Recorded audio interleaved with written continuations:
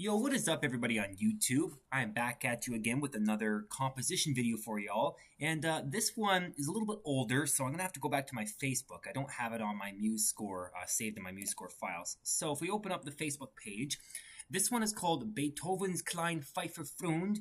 And if you're German, then that may have made sense to you, but I don't speak German, so this is my best attempt at translating Beethoven's Little Piper Friend, but I might have translated it a little bit wrong. I'm not sure. It was so for my second year of university, I was taking a second year composition course, and this was the first composition assignment that I did. So we were given a couple of assignments, and the first one that I did, I chose to compose something for piano. So that's what this is. And honestly, there isn't really a whole lot in terms of the story behind it. I decided to name it Beethoven's Little Piper Friend because I thought that the piano sounded very aggressive and yet still classical in terms of its style. It sounds like it comes from the classical era, and it sounds very aggressive, so it kind of made me think if you're sort of cliche, like angry Beethoven. But it also features a piccolo as well. And so I figured, well, I don't know, hypothetically, what would have it been like if maybe somehow Beethoven made friends with a little, flautist or, a person who plays piccolo? What would that sound like? And so I just think this is a very charming little tune. I believe the piano is playable. That's, it's not like I made it an impossible song to play. However, the piccolo, I'm not sure. Personally, I don't play piccolo. I'd have to ask a piccolo player if these crazy melodic lines or arpeggiated lines are possible to play. So it's the range is also quite expansive too. You'll see when you see the song, but yeah, there's a lot of these very florid gestures, arpeggiations, and the range. There's a lot of high notes and a lot of kind of lower notes for the piccolo. So you'd have to be a really, really avid player in order to play it. So you'd have to be pretty skilled at the piccolo, if it's even possible to play it to begin with. But without further ado, that's my 2 cents worth about the song and its origins. I will now play it for you and see what you all think. Here we go. Oh, and before I forget, I better mic my mute, or mute my mic. Yeah, mic my mute. Totally. I'm gonna mic my mute, everybody. Here we go.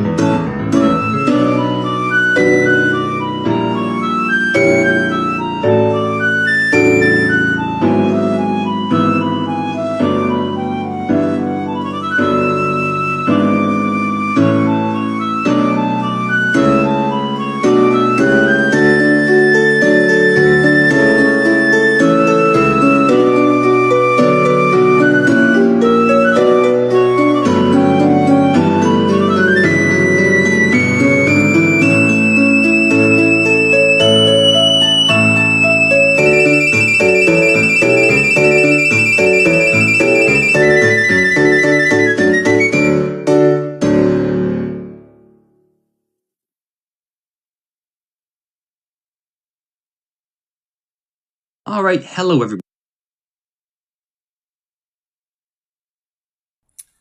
All right, so there you have it, guys and girls. I really hope you enjoyed this piece. A few more things I'd like to say about it is you'll notice, especially for those who are, are I don't know, maybe music students or whatever, right? If you've taken music history, if you're taking music theory, you'll recognize that the following things, such as like the beginning of the song, it's got a lot of elements that seem to imply that it is related to the classical era, or at least the style of which.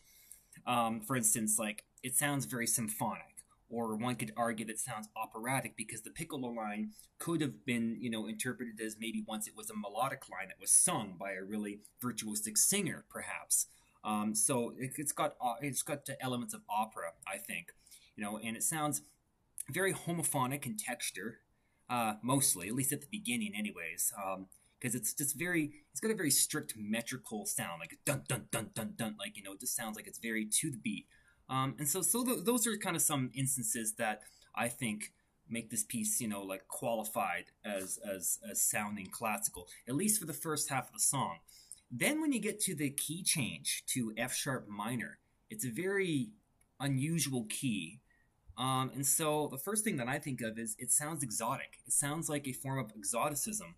And I don't think exoticism was used all that much during the classical era, if I know my history. It was used a bit. I think it was more explored in the Romantic era. But definitely, kind of as the classical era was beginning to come to a close, I suppose exoticism was becoming more of a thing. And so, I mean, again, one could argue that my piece is meant to be reminiscent of a late classical era, early Romantic era piece, perhaps. But I mean, at the end of the day, I composed it in 2022 or something like that, and so it's a modern piece. So yeah, you get that key change. You get some really freaky notes that seem to imply, okay, this is some exoticism featured here with the different tonalities.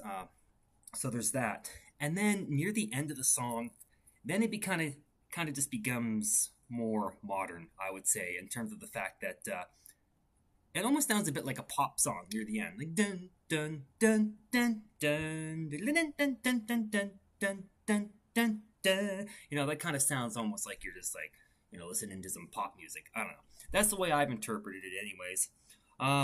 But yeah, those are all my thoughts. Those are kind of the ideas that I came up with, and I figured since I fancy myself to be a bit of a composer, then it's good to kind of get all these things off of my chest, just to kind of put it out there to say, okay, this is sort of the thoughts or the ideas that I personally had. This is how I interpret the piece, and these are what my intentions were, so that if somebody else were to interpret my music, they wouldn't assume that I intended something when maybe I didn't,